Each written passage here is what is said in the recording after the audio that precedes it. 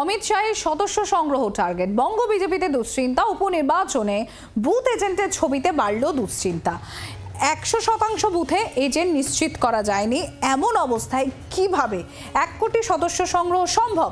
প্রশ্ন বঙ্গ বিজেপির অন্দরেই বলে খবর সূত্র মারফত। আপনাদের আরও একবার জানাবো, অমিত শাহের সদস্য সংগ্রহ টার্গেট, বঙ্গ বিজেপিতে দুশ্চিন্তা, উপনির্বাচনে বুথ এজেন্টদের ছবিতে বাড়ল দুশ্চিন্তা। মৌমিতা চক্রবর্তী আমাদের প্রতিনিধি রয়েছেন আমাদের সঙ্গে। মৌমিতা, আরজিকর আবহের পর বলা হচ্ছিল এই উপনির্বাচন শাসক দলের আসলে অ্যাসিড টেস্ট।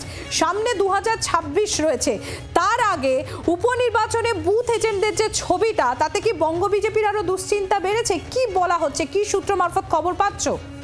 দেখো, প্রকাশ্যে তো তারা স্বীকার করছেন না, কিন্তু হাবে ভাবে তারা বুঝিয়েছেন। এবং কিছুক্ষণ আগেও সমীক ভট্টাচার্য তিনি বলছেন যে যতটা খারাপ করে দেখানো হচ্ছে ততটা খারাপ চিত্র নয়। কিন্তু বাস্তব অবস্থা এটাই যে সিতাইয়ের মতো জায়গা, যেখানে শেষ পর্যন্ত যে উত্তরবঙ্গকে বিজেপির শক্ত ঘাঁটি বলে ধরা হয়, সেই সিতাইয়ের মতো জায়গায় বিজেপির বুথ এজেন্ট শেষ পর্যন্ত করেছিলেন মাত্র 15 থেকে 20 জন। শুধু তাই নয়, বিজেপির যিনি প্রার্থী দীপক কুমার রায়, তার নিজের বুথেই বিজেপির কোনো এজেন্ট ছিল না। মাদারিহাট, সেখানেও কিন্তু 100% বুথ কর্মী, তাদের উপস্থিতি লক্ষ্য করা যায়নি। একই অবস্থা তালডাংরা, মেদিনীপুর, এই সমস্ত আসনের ক্ষেত্রে হাড়োয়ার কথা বাদই দেওয়া, এবং হাড়োয়ার কথা প্রথম দিন থেকে বিজেপি মাইনাসেই রেখেছিল। কিন্তু প্রশ্ন এখন এটাই সব থেকে বড় হয়ে দাঁড়িয়েছে, যেখানে এটা আবহ, উপনির্বাচনের দিন নিজের বুথের কর্মীরাই থাকলেন না, বিজেপির যারা সক্রিয় সদস্য কার্যকর্তা তারাই থাকলেন না, সেখানে সদস্যতা অভিযানের জন্য নতুন মানুষকে আনা এবং তাদেরকে সদস্যতা অভিযানের জন্য মোটিভেট করা, তাদেরকে এই প্রক্রিয়ার মধ্যে ইনভলভ করা আদৌ কতটা বাস্তবিক হবে, যেখানে সংখ্যাটা 1 কোটি। অনেক ধন্যবাদ মৌমিতা। আমরা কথা বলছিলাম, আমাদের প্রতিনিধি মৌমিতা চক্রবর্তী ছিলেন আমাদের সঙ্গে। বিজেপি নেতা সুভাষ সরকার তিনি কি বলছেন এই বিষয়টি নিয়ে শোনাবো আপনাদের। আমরা দুটো বুথ বাদ দিয়ে সমস্ত বুথে সর্বক্ষণের জন্য এজেন্ট দিয়েছি, এবং এই দুটো বুথেও আমরা এজেন্ট দিয়েছি তাদের সঙ্গে গন্ডগোল হওয়ার জন্য। কিছুক্ষণ তারা বুথের বাইরে ছিল, ওরা এই সমস্ত বুথ ক্যাপচারিং করতে এসেছিল এবং নানা রকম ধাক্কাধাক্কি মারামারি করে। এমনকি সাংসদ পর্যন্ত কালনাঙ্গায় গিয়েছিলেন, এবং উনি ওদা বিধানসভার ভোটার, 254 ওদা বিধানসভার ভোটার। আমরা নির্বাচন কমিশনকে অভিযোগ করেছি, তারপরে ডাইরেক্ট বলেছি, ডিস্ট্রিক্ট ম্যাজিস্ট্রেটকে বলেছি, তারপরে উনি বলেছেন আমি ওনাকে বলে বের করে দিচ্ছি। তো এইরকম স্থিতি ছিল, বিভিন্ন জায়গায় যেমন পাস করার চেষ্টা করেছি, তেমনি বিজেপি রুখেছে প্রত্যেকটা জায়গায় একদম। যেমন ভাবে বিজেপির কর্মীরা এসে রুখেছে, আবার কোথাও জিওআরটি টিম পাঠিয়ে একেবারে লাগাতার ওদের পিছনে আমরা লেগেছিলাম।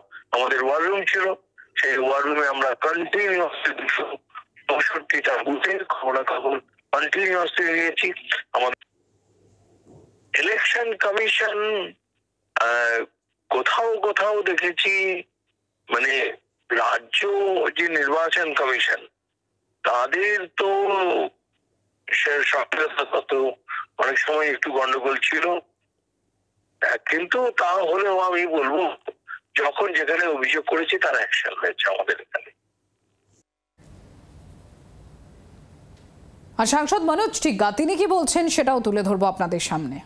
টিএমসি পার্টি জানে যে তাদের পায়ের তলা কোনো জমিনে মানুষ তাদের পাশ থেকে সরে গেছে, তাই তারা মানুষকে ব্ল্যাকমেল করছে। কখনো বলছে আপনাদের যে সুযোগ সুবিধা আছে সেটা বন্ধ করে দিব, কখনো পুলিশ দিয়ে হুমকি দেখানো, কখনো বুথে বুথে বুথে বুথ এজেন্টকে বসতে না দেওয়া, এবং আমাদের দলীয় প্রার্থী গিয়ে সেখানে বিক্ষোভ দেখিয়ে একটা ভয়ের বাতাবরণ তৈরি করার প্রচেষ্টা করেছে শাসক দল।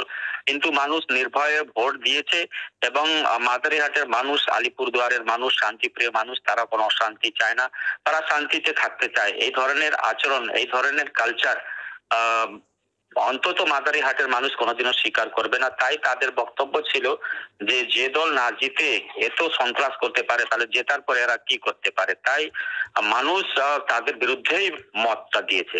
114 115তে বের করে দেওয়া হয়েছিল, সেটাকে আবার পুনরায় বসা হয়েছে। আমাদের শুধু 6টা এজেন্ট দিতে পারিনি, বাদ বাকি যে 223 এবং 3টা একজনের বুথ, মোট 226 এর মধ্যে 220টা বুথে আমাদের পোলিং এজেন্ট বসেছে। বাংলার আওয়াজ, বাঙালির আবেগ, জি 24 ঘন্টা।